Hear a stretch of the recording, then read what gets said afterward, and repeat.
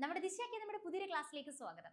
അതായത് നമ്മുടെ വരുന്ന CGL എക്സാമിന് പ്രിപ്പയർ ചെയ്യുന്നതിന് വേണ്ടിയിട്ട് ഏറ്റവും ഇമ്പോർട്ടന്റ് ആയിട്ടുള്ള 200 ക്വസ്റ്റ്യൻസും അതുമായിട്ട് റിലേറ്റ് ചെയ്ത ഫാക്റ്റുകളും ഡിസ്കസ് ചെയ്യുന്ന ഒരു സെക്ഷൻ ഓൾറെഡി നമ്മൾ സ്റ്റാർട്ട് ചെയ്തിട്ടുണ്ടായിരുന്നു. അപ്പൊ അതിന്റെ ഭാഗമായിട്ട് തന്നെ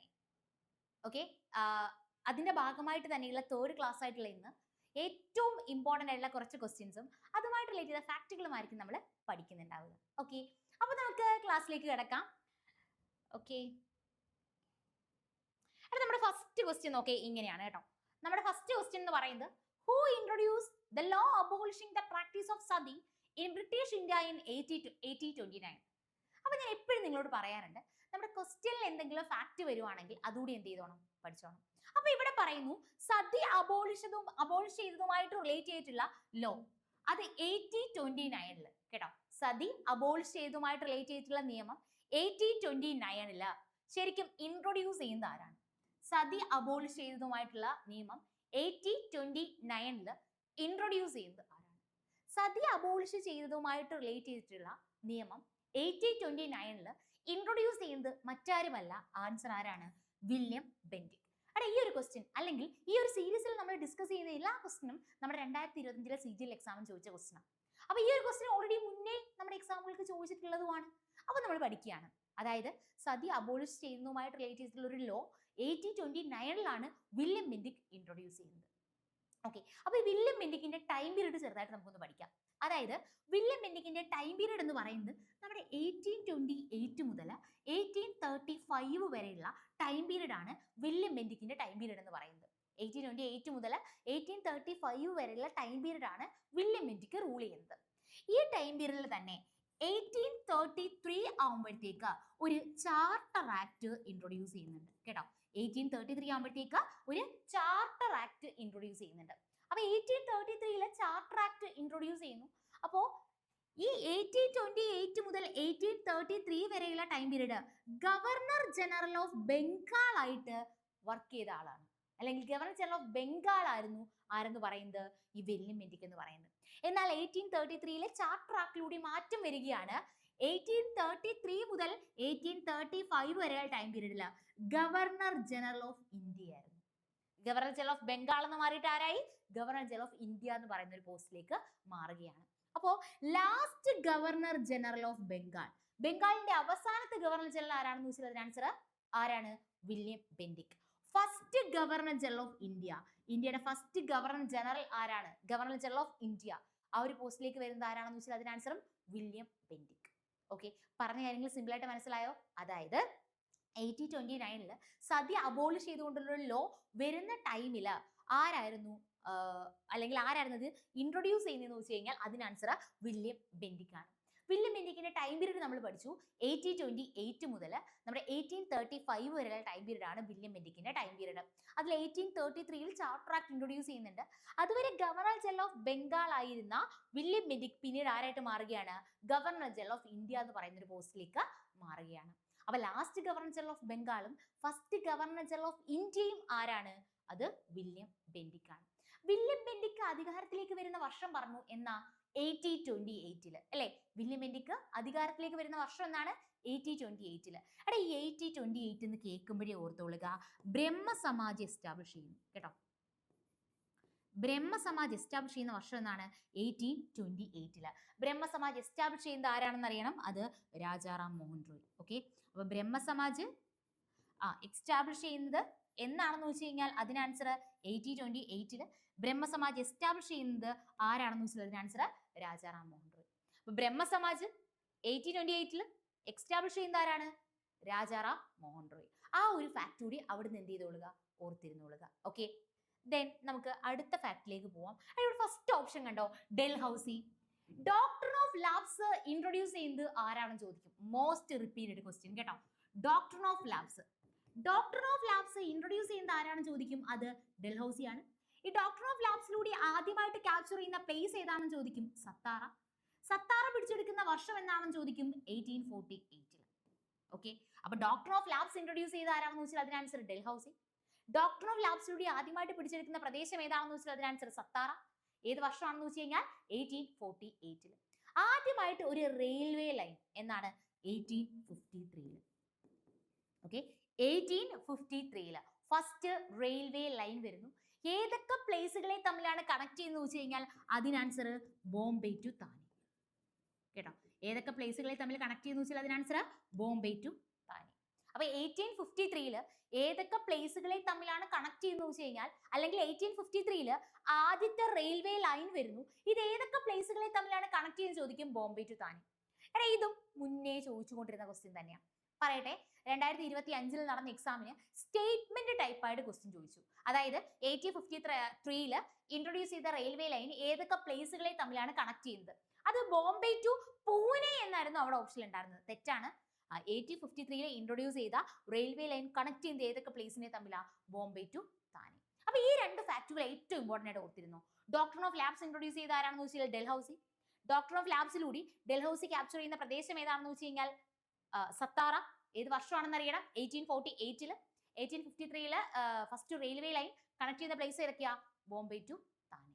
ഓക്കെ, ദെൻ പിന്നീട് ഇവിടെ നമുക്ക് അറിയാനുള്ളത് ലോർഡ് കർസൺ. ലോർഡ് കർസന്റെ ടൈം പീരീഡിലാണ്, അതായത് നമ്മുടെ 1904 ഇന്ത്യൻ യൂണിവേഴ്സിറ്റീസ് ആക്ട് വരുന്നത്. കേട്ടോ, Indian universities act. Indian universities act ഏത് വർഷമാണെന്ന് വെച്ചാൽ അതിന് ആൻസർ അത് 1904 അപ്പൊ ഇന്ത്യൻ യൂണിവേഴ്സിറ്റീസ് ആക്ട് ഏത് വർഷമാണെന്ന് വെച്ചാൽ 1904. ആരുടെ ടൈം പീരീഡിൽ, കർസന്റെ ടൈം പീരീഡിൽ. നമുക്കറിയാം, നമ്മുടെ 1857 റിവോൾട്ട് ഒക്കെ നടക്കുമ്പോൾ നമ്മുടെ വൈസ്രോയി ആരാണെന്ന് ചോദിക്കും. 1857 റിവോൾട്ട് ഒക്കെ നടക്കുമ്പോൾ നമ്മുടെ വൈസ്രോയി ആരാണ്, ലോർഡ് കാനിങ് ആണ്. 1856 മുതൽ 1862 വരെയുള്ള ടൈം പീരീഡ് റൂൾ ചെയ്ത ആളാണ് ആരെന്ന് പറയുന്നത്, കാനിങ്. അപ്പൊ 1857 റിവോൾട്ട് നടക്കുമ്പോൾ ആരായിരുന്നു എന്ന് ക്വസ്റ്റ്യൻ വരും. ആരായിരുന്നു അത്, ലോർഡ് കാനിങ് ആയിരുന്നു. ഓക്കെ, അപ്പോ വീണ്ടും അറിയുക, 1857 റിവോൾട്ടിന് ശേഷം 1858 ക്യൂൻസ് പ്രൊക്ലമേഷൻ ആക്ട് വരുന്നു. ആ ക്യൂൻസ് പ്രൊക്ലമേഷൻ ആക്ടിലൂടെ മുന്നേ നമ്മൾ പറഞ്ഞ ഗവർണർ ജനറൽ ഓഫ് ഇന്ത്യ എന്ന് പറയുന്ന പോസ്റ്റ് അങ്ങ് മാറുന്നു. പിന്നീട് എന്താവുന്നു, വൈസ്രോയി ആവുന്നു.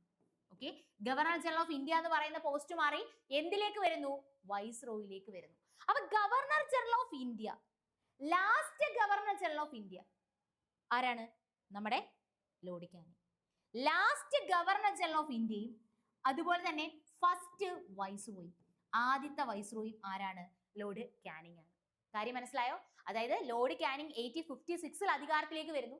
1856 മുതൽ 1862 വരെയാണ് കാനിങ് റൂൾ ചെയ്തത്. അപ്പൊ ആ ഒരു ടൈം പീരീഡിൽ 1857 ആയപ്പോഴത്തേക്ക് റിവോൾട്ട് നടക്കുന്നു. അപ്പൊ റിവോൾട്ട് ടൈമിൽ ആരാണെന്ന് വെച്ചാൽ അതിന് ആൻസർ ലോർഡ് കാനിങ്. 1858 ക്യൂൻസ് പ്രൊക്ലമേഷൻ ആക്ടിലൂടെ നമ്മുടെ ഗവർണർ ജനറൽ ഓഫ് ഇന്ത്യ എന്ന് പറയുന്ന പോസ്റ്റ് മാറിയിട്ട് എന്താവുന്നു, വൈസ്രോയി ആവുന്നു. അപ്പൊ ലാസ്റ്റ് ഗവർണർ ജനറൽ ഓഫ് ഇന്ത്യയും ഫസ്റ്റ് വൈസ്രോയും ആരാണ്, ലോർഡ് കാനിങ് ആണ്. ഓക്കെ, അപ്പൊ ഇത്രയും കാര്യങ്ങൾ ഈ ഒരു ക്വസ്റ്റ്യനുമായിട്ട് റിലേറ്റ് ചെയ്ത് എന്ത് ചെയ്യുക, ഓർത്തോളുക. ഓക്കെ, അപ്പൊ ഒരു ക്വസ്റ്റ്യൻ പോലും സ്കിപ്പ് ചെയ്യാതെ എല്ലാ ക്വസ്റ്റ്യനും എന്ത് ചെയ്തോണം, കൃത്യമായിട്ട് പഠിച്ചോണം. അപ്പൊ ഇതെല്ലാം ഓക്കെ ആണല്ലോ. അപ്പൊ ഒന്ന് റിവൈസ് ചെയ്തോളുക. ഞാൻ എന്ത് ചെയ്യുന്നു, നെക്സ്റ്റ് ക്വസ്റ്റ്യനിലേക്ക് പോകുന്നു.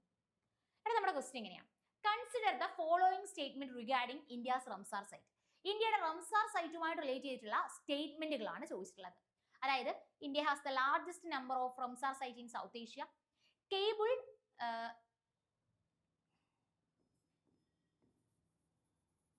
Cable Lamjao is the world only floating national park and also a Ramsar site.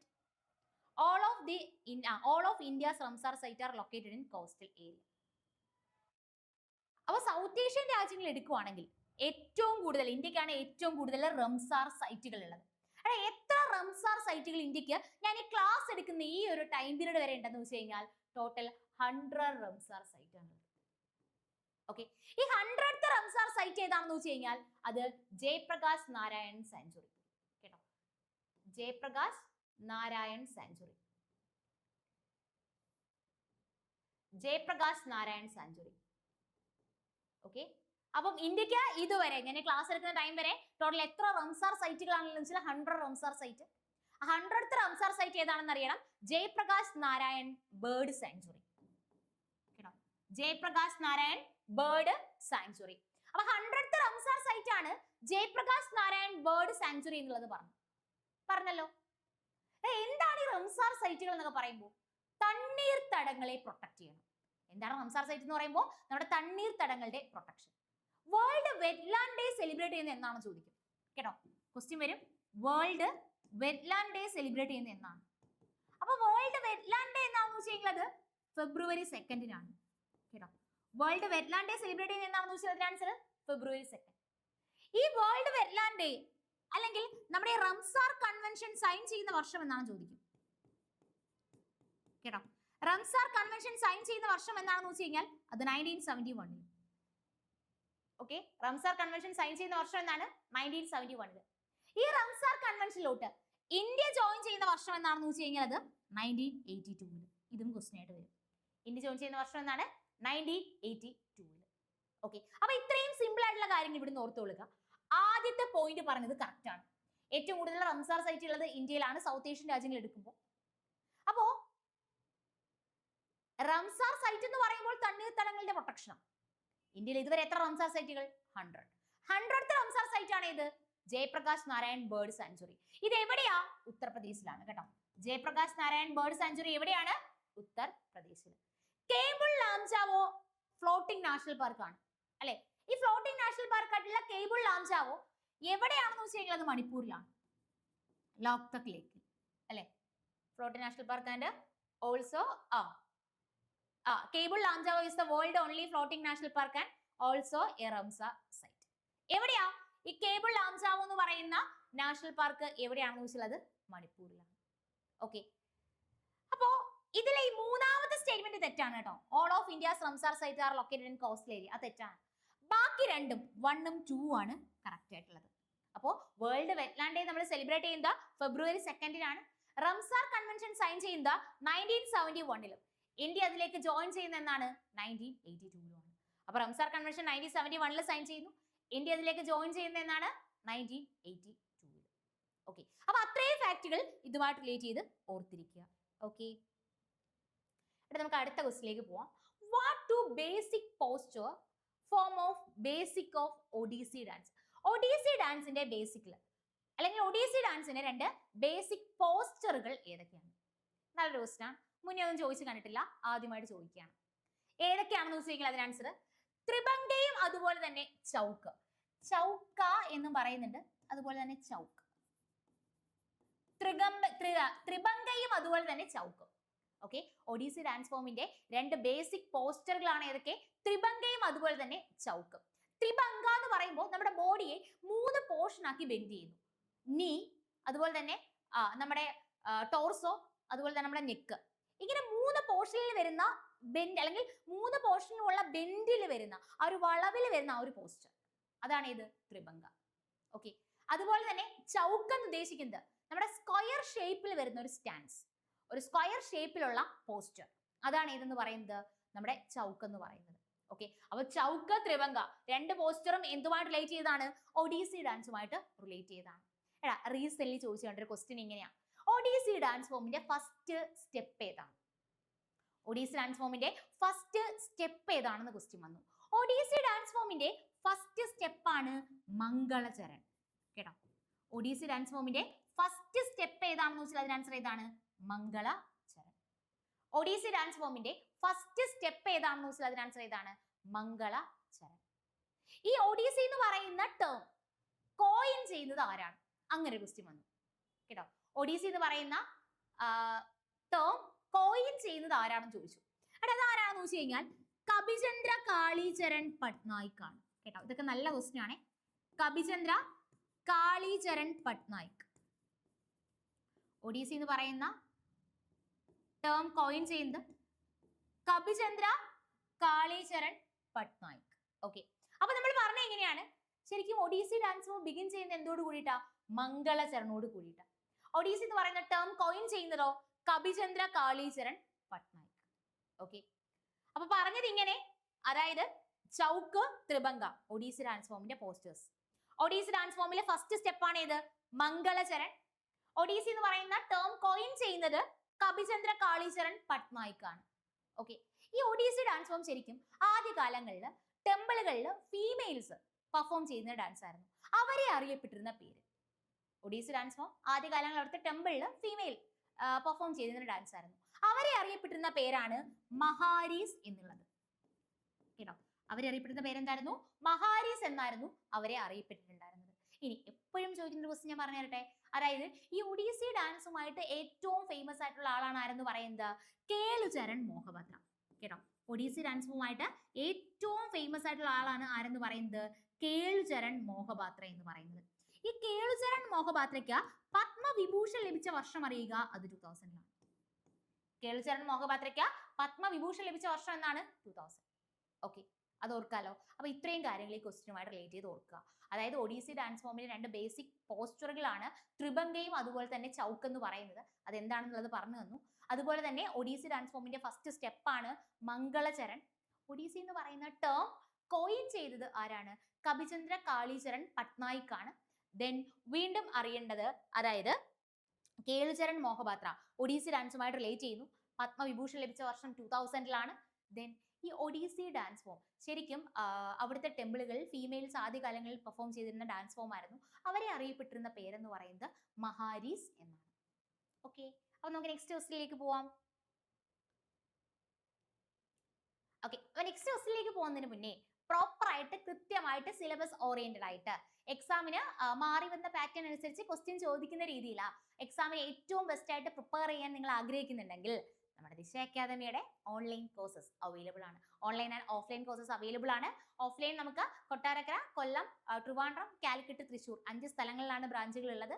അതുപോലെ തന്നെ ഓൺലൈൻ കോഴ്സസ്, അതായത് ഒരുപക്ഷെ ഇൻസ്റ്റിറ്റ്യൂട്ടിൽ പോയിട്ട് പഠിക്കാൻ പറ്റുന്നില്ല, അല്ലെങ്കിൽ നിങ്ങൾ വർക്ക് ചെയ്തുകൊണ്ട് എങ്ങാനും മാക്സിമം നല്ല രീതിയിൽ പ്രിപ്പയർ ചെയ്യാൻ ആഗ്രഹിക്കുന്നവരാണെങ്കിൽ അവർക്ക് വേണ്ടിയിട്ട് ഓൺലൈൻ കോഴ്സസും ലഭ്യമാണ്. ഓക്കെ, അപ്പോൾ ഓൺലൈൻ കോഴ്സസ് ആകുമ്പോൾ ലൈവ് ക്ലാസ്സുകളായിരിക്കും നിങ്ങൾക്ക് ഉണ്ടാവുക. അപ്പോൾ അതുകൊണ്ട് തന്നെ ഫാക്കൽറ്റീസുമായിട്ട് ഡയറക്റ്റ് ഇന്ററാക്ട് ചെയ്ത് നിങ്ങൾക്ക് പഠിക്കാനായിട്ട് പറ്റും. ഇനി ഒരുപക്ഷെ ലൈവ് ക്ലാസ് കാണാൻ പറ്റില്ലെങ്കിലും കുഴപ്പമില്ല, അതിന് റെക്കോർഡ് വേർഷൻസ് അവിടെ അവൈലബിൾ ആയിരിക്കും. നിങ്ങൾ ഈ പഠിത്തത്തിൽ കുറച്ചും കൂടി സപ്പോർട്ട് ചെയ്യുന്നതിന് വേണ്ടിയിട്ട് നിങ്ങൾക്ക് ഒരു മെന്റർ സപ്പോർട്ടും ഉണ്ടാവും. സോ ഏറ്റവും ബെസ്റ്റ് ആയിട്ട് നിങ്ങൾക്ക് എന്ത് ചെയ്യാൻ പറ്റും? എക്സാമിന് പ്രിപ്പയർ ചെയ്യാനായിട്ട് പറ്റും. ലൈവ് ക്ലാസ്സസ്, അതിന്റെ റെക്കോർഡ് ക്ലാസ്സസ് അവയുടെ അവൈലബിൾ ആയിരിക്കും. നിങ്ങൾക്ക് സ്റ്റഡി മെറ്റീരിയൽസ് പ്രൊവൈഡ് ചെയ്യും. മോക്ക് എക്സാമുകൾ ഉണ്ടാവും. എക്സാമിന് പ്രീവിയസ് ഇയർ ചോദിച്ചിട്ടുള്ള ക്വസ്റ്റിനെ ബേസ് ചെയ്തിട്ടുള്ള ഡിസ്കഷൻ ഉണ്ടാവും. നിങ്ങളുടെ ഡൗട്ടുകൾ ക്ലിയർ ചെയ്യുന്നതിന് വേണ്ടി നിങ്ങൾക്ക് ഒരു ഡൗട്ട് സപ്പോർട്ട് സെക്ഷൻ ഉണ്ടാവും. അല്ലെങ്കിൽ നിങ്ങളെ പഠിത്തത്തിൽ ഹെൽപ്പ് ചെയ്യുന്നതിന് വേണ്ടി ഒരു മെന്റർ സപ്പോർട്ട് നിങ്ങൾക്ക് ഉണ്ടാവും. അപ്പോൾ കോഴ്സിലോട്ട് നിങ്ങൾക്ക് ജോയിൻ ചെയ്യാൻ താല്പര്യം ഉണ്ടെങ്കിൽ തീർച്ചയായിട്ടും എന്ത് ചെയ്യുക? ഈ നമ്പറിൽ ഏതെങ്കിലും ഒരു നമ്പറിൽ കോൺടാക്ട് ചെയ്താൽ മതി. 8075753676 എന്ന് പറയുന്ന നമ്പറിലോ 7012615062 എന്ന് പറയുന്ന നമ്പറിലോ കോൺടാക്ട് ചെയ്താൽ മതി. ഓക്കെ,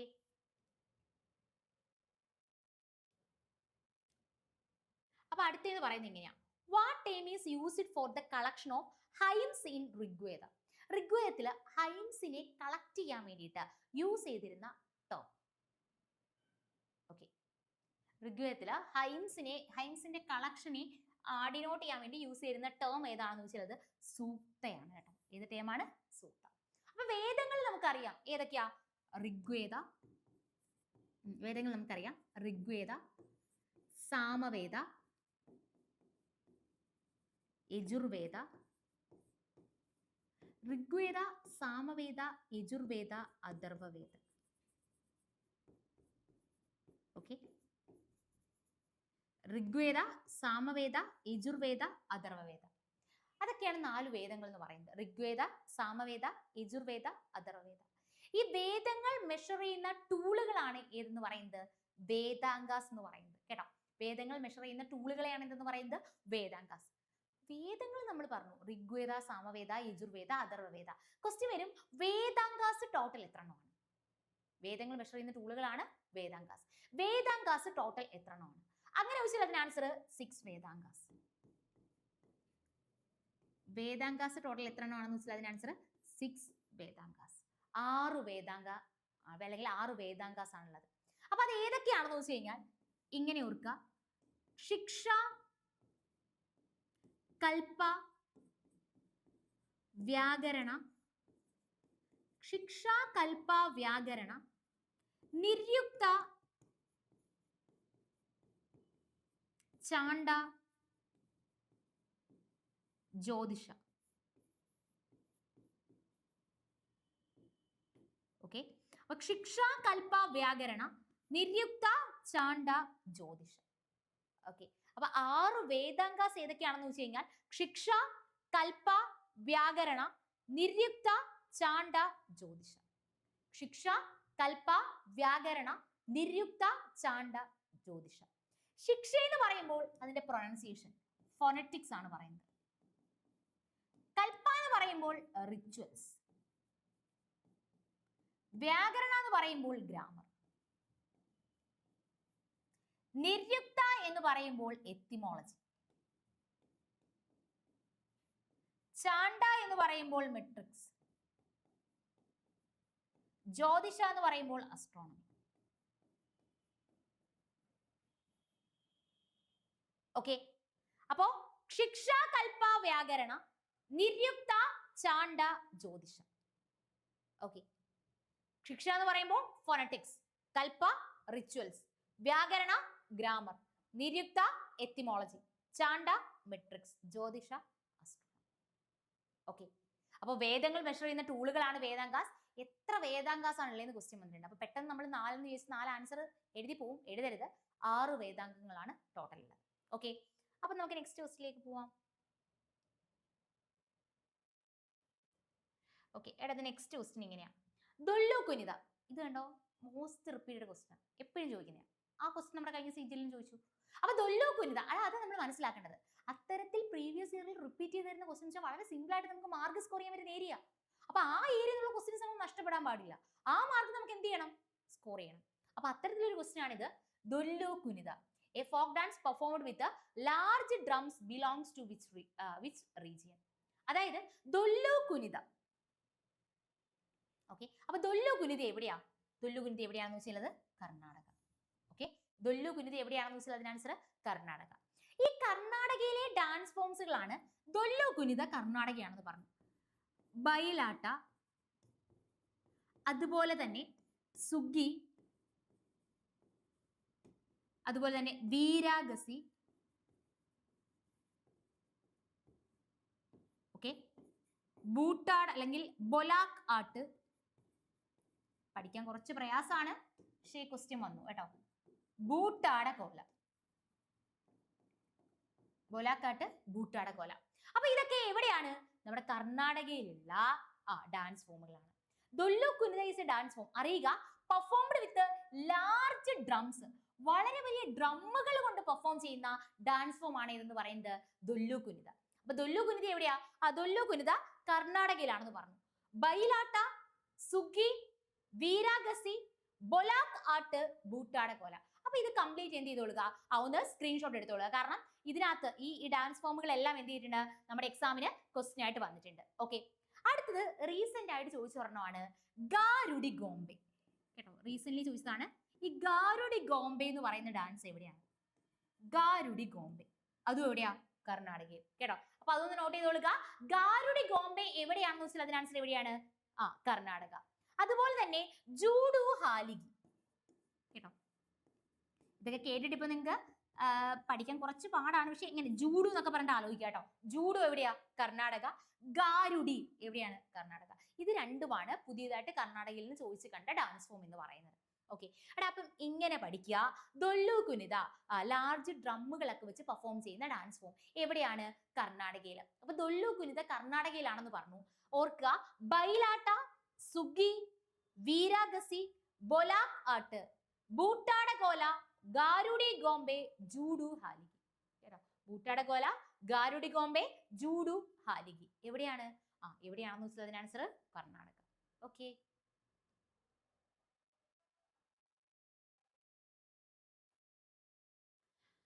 അടുത്ത question. Under which article of the Indian constitution is the finance commission of India established? നമുക്ക് എല്ലാവർക്കും അറിയാവുന്ന ഒരു ക്വസ്റ്റ്യൻ. ഓക്കെ, സിമ്പിൾ ആയിട്ട് നമുക്ക് 2 മാർക്സ് വാങ്ങിക്കാൻ പറ്റിയ ക്വസ്റ്റ്യൻ. ഫിനാൻസ് കമ്മീഷനെ പറ്റി പറയുന്ന ആർട്ടിക്കിൾ ആണ് എത്ര? ആർട്ടിക്കിൾ 280 എന്ന് പറയുന്നത്. ഫിനാൻസ് കമ്മീഷന്റെ കാലാവധി എത്ര വർഷമാണ്? 5 years. ഇതിൽ ടോട്ടൽ എത്ര മെമ്പേഴ്സാണ് ഉള്ളത്? 5 members. അത് ഒരു ചെയർമാൻ പ്ലസ് 4 members. ഒരു ചെയർമാനും 4 മെമ്പേഴ്സും, ടോട്ടൽ എത്ര പേരാ? 5 പേരാണുള്ളത്. എത്രയാണ് കാലാവധി? 5 വർഷമാണ് കാലാവധി. ഓക്കെ, ഇതൊരു കോസി ജുഡീഷ്യൽ ബോഡി ആണെന്ന് അറിയുക. ഫിനാൻസ് കമ്മീഷൻ എന്ന് പറയുന്നത് ഒരു കോസി ജുഡീഷ്യൽ ബോഡി. പറഞ്ഞത് അതുപോലെ തന്നെ എക്സാമിന് ക്വസ്റ്റ്യൻ വന്നിട്ടുണ്ട്. ഫിനാൻസ് കമ്മീഷൻ എന്ന് പറയുന്നത് ഒരു ക്വാസി ജുഡീഷ്യൽ ബോഡിയാണ്. ഓക്കെ, ഫിനാൻസ് കമ്മീഷൻ എന്ന് പറയുന്നത് ഒരു ക്വാസി ജുഡീഷ്യൽ ബോഡിയാണ്. ഓക്കെ, ദെൻ വീണ്ടും ഇവിടുന്ന് അറിഞ്ഞിരിക്കേണ്ട ഒരു ഫാക്ട് എന്ന് പറയുന്നത് ഇങ്ങനെയാണ്. ഫസ്റ്റ് ഫിനാൻസ് കമ്മീഷൻ അല്ലെങ്കിൽ ഫസ്റ്റ് ഫിനാൻസ് കമ്മീഷൻ എസ്റ്റാബ്ലിഷ് ചെയ്യുന്ന എന്നാ 1951 കേട്ടോ. ഫിനാൻസ് കമ്മീഷൻ എസ്റ്റാബ്ലിഷ് ചെയ്യുന്ന വർഷം എന്താണെന്ന് വെച്ച് കഴിഞ്ഞാൽ 1951. ഫസ്റ്റ് ഫിനാൻസ് കമ്മീഷൻ ചെയർമാൻ ആരാണെന്ന് വെച്ചാൽ അതിന് answer KC Niyogi. Okay, first finance commission chairman ആരാണെന്ന് വെച്ച് കഴിഞ്ഞാൽ KC നിയോഗി. അവിടെ അങ്ങനെയാണെങ്കിൽ ഇപ്പോഴത്തെ ഫിനാൻസ് കമ്മീഷണർ ആരാ? നമ്മുടെ ലൈവ് അല്ലെങ്കിൽ നമ്മുടെ ക്ലാസ് കാണുന്ന സ്റ്റുഡൻസ് ഒന്ന് കമന്റ് ചെയ്ത് കൊടുക്കുക ഇപ്പോഴത്തെ ഫിനാൻസ് കമ്മീഷണർ ആരാണെന്ന്. ഓക്കെ, അപ്പൊ നമ്മൾ പറഞ്ഞ എങ്ങനെയാണ്, അതായത് ശരിക്കും നമ്മുടെ ഫിനാൻസ് കമ്മീഷൻ എസ്റ്റാബ്ലിഷ് ചെയ്യുന്ന വർഷം എന്താണെന്ന് വെച്ച് കഴിഞ്ഞാൽ നമ്മുടെ ഫിനാൻസ് കമ്മീഷൻ എസ്റ്റാബ്ലിഷ് ചെയ്യുന്ന വർഷം എന്താണെന്ന് വെച്ചാൽ 1951. ഫിനാൻസ് കമ്മീഷനെ പറ്റി പറയുന്ന ആർട്ടിക്കിൾ ആണ് ആർട്ടിക്കിൾ 280. ഫിനാൻസ് കമ്മീഷന്റെ ടെന്യൂർ കാലാവധി എന്ന് പറയുന്നത് 5 years ആണ്. ഇതില് 5 മെമ്പേഴ്സ് ആണ് ടോട്ടൽ ഉള്ളത്, ഒരു ചെയർമാൻ പ്ലസ് 4 മെമ്പേഴ്സ്. ഇതൊരു ക്വാസി ജുഡീഷ്യൽ ബോഡിയാണ്, 1951 എസ്റ്റാബ്ലിഷ് ചെയ്യുന്നു. ഒപ്പം അറിയുക ഇതിന്റെ ആദ്യത്തെ ചെയർമാൻ എന്ന് പറയുന്നത് ആരാണ്? KC നിയോഗി. ഓക്കെ ഓക്കെ, അപ്പൊ നേരത്തെ ഞാൻ CGL-ന്റെ കോഴ്സിന്റെ കാര്യം നിങ്ങളോട് പറഞ്ഞു. അത് മാത്രമല്ല നമ്മുടെ SSC-യുടെ എക്സാംസ്, CGL, CHSL, MDS, ഈ എക്സാമുകൾക്കെല്ലാം ഒരേപോലെ പ്രിപ്പയർ ചെയ്യാൻ ആഗ്രഹിക്കുന്നവർക്കായിട്ട് നമ്മുടെ SSC റെഗുലർ ബാച്ചസും അവൈലബിൾ ആണ്. ഓക്കെ, നേരത്തെ പറഞ്ഞ പോലെ തന്നെ പ്രോപ്പർലി നിങ്ങൾക്ക് ലൈവ് ക്ലാസ്സുകളായിരിക്കും, റെക്കോർഡ് ക്ലാസ്സസ് അവിടെ അവൈലബിൾ ആയിരിക്കും. മോക്ക് എക്സാമുകൾ, previous year question discussions, doubt support, അതായത് നിങ്ങൾക്ക് ഒരു എക്സാം ക്ലിയർ ചെയ്യാൻ വേണ്ടുന്ന വേയിലുള്ള എല്ലാ കാര്യങ്ങളും നിങ്ങൾക്ക് പ്രോപ്പർലി അവിടുന്ന് ലഭിക്കുന്നതായിരിക്കും. അപ്പൊ കോഴ്സിനോട് ജോയിൻ ചെയ്യാൻ താല്പര്യം ഉണ്ടെങ്കിൽ എന്ത് ചെയ്താൽ മതി? ഈ കാണുന്ന നമ്പറിൽ കോൺടാക്ട് ചെയ്താൽ മതി. ഓക്കെ, അപ്പൊ നമുക്ക് നെക്സ്റ്റ് ക്വസ്റ്റിലേക്ക് പോവാം. നെക്സ്റ്റ് ക്വസ്റ്റ്യൻ എന്ന് പറയുന്നത് ഇങ്ങനെയാട്ടോ, അതായത് how many deities are worshipped in Tripura's Kharchi Puja? എപ്പോഴൊക്കെയോ ഞാൻ എവിടേക്കോ ക്ലാസ്സുകളിൽ പറഞ്ഞു, സ്റ്റാറ്റിക്കിന്റെ ക്ലാസ്സിൽ പറഞ്ഞു തന്നിട്ടുണ്ട്. അതായത് നമ്മുടെ കാർച്ചി പൂജ, ഈ കാർച്ചി പൂജയിൽ ടോട്ടൽ എത്ര ഡൈറ്റീസിനെയാണ് വർഷിപ്പ് ചെയ്യുന്നത്? അങ്ങനെ വെച്ചാൽ അതിന് ആൻസർ 14.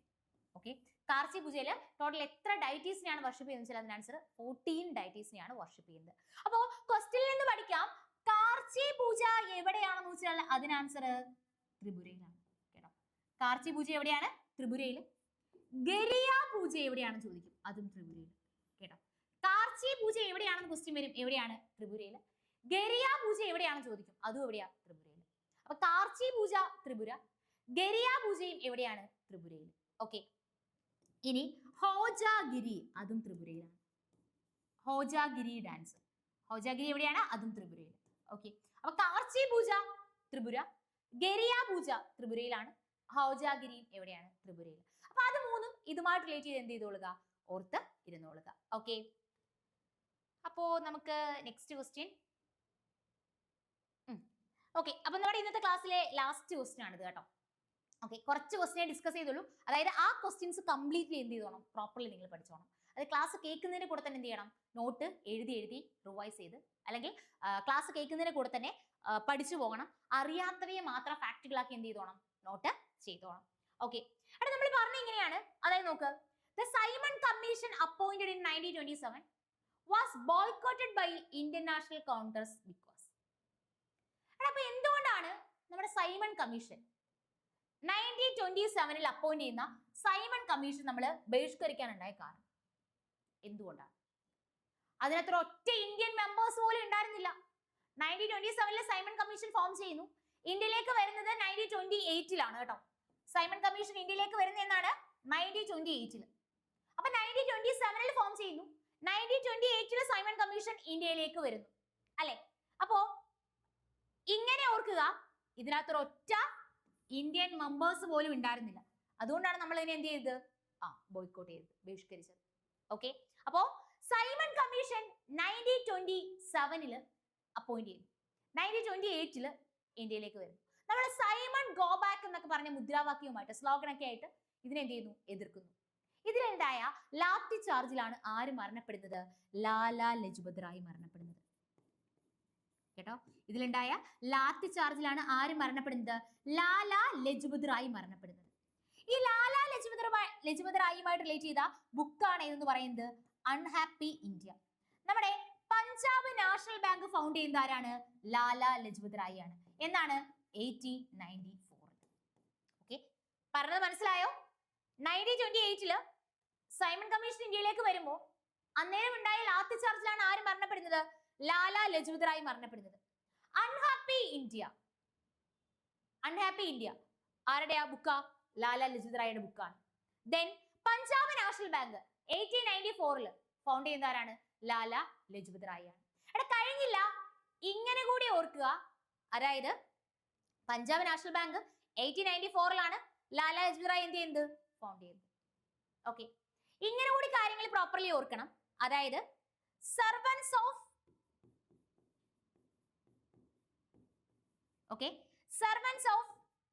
പീപ്പിൾ സൊസൈറ്റി ഫൗണ്ട് ചെയ്യുന്നത് ആരാണെന്ന് ചോദിക്കും കേട്ടോ. Servants of people society found ചെയ്യുന്നത് ആരാണെന്ന് വെച്ച് കഴിഞ്ഞാൽ ലാല ലജ്പത് റായ്.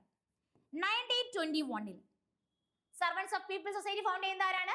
ലാല ലജ്പത് റായ്. 1921 അവിടെ നിങ്ങളുടെ എക്സാമിന് ക്വസ്റ്റ്യൻ വരും, സർവൻസ് ഓഫ് ഇന്ത്യ സൊസൈറ്റി കേട്ടോ. Servants of India society. അപ്പൊ സർവൻസ് ഓഫ് പീപ്പിൾ സൊസൈറ്റി ആണെങ്കിൽ Lala Lajpat Rai. Servants of India society ആണെങ്കിൽ 1905 ആരാണ്?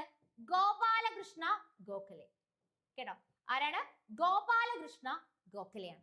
ഓക്കെ, അപ്പൊ നമ്മൾ പറഞ്ഞെങ്ങനെ, അതായത് 1927 സൈമൺ കമ്മീഷൻ ഫോം ചെയ്യുന്നു, 28 ഇന്ത്യയിലേക്ക് വരുന്നു, നമ്മുടെ ഇന്ത്യക്കാർ കംപ്ലീറ്റ്ലി ഇതിനെ എതിർക്കുന്നു, സൈമൺ ഗോ ബാക്ക് എന്ന് പറയുന്ന സ്ലോഗൻ ഒക്കെ ആയിട്ട്. അന്നേരം ഉണ്ടായ ലാത്തി ചാർജില് ലാല ലജ്പത് റായ്ക്ക് എന്ത് ചെയ്യുന്നു? ഗുരുതരമായ പരിക്കുകളേക്കുകയും അദ്ദേഹം മരണപ്പെടുകയും ചെയ്യുന്നു. പിന്നീട് കുറച്ച് ദിവസത്തിനുള്ളിൽ മരണപ്പെടുകയും ചെയ്യുന്നു.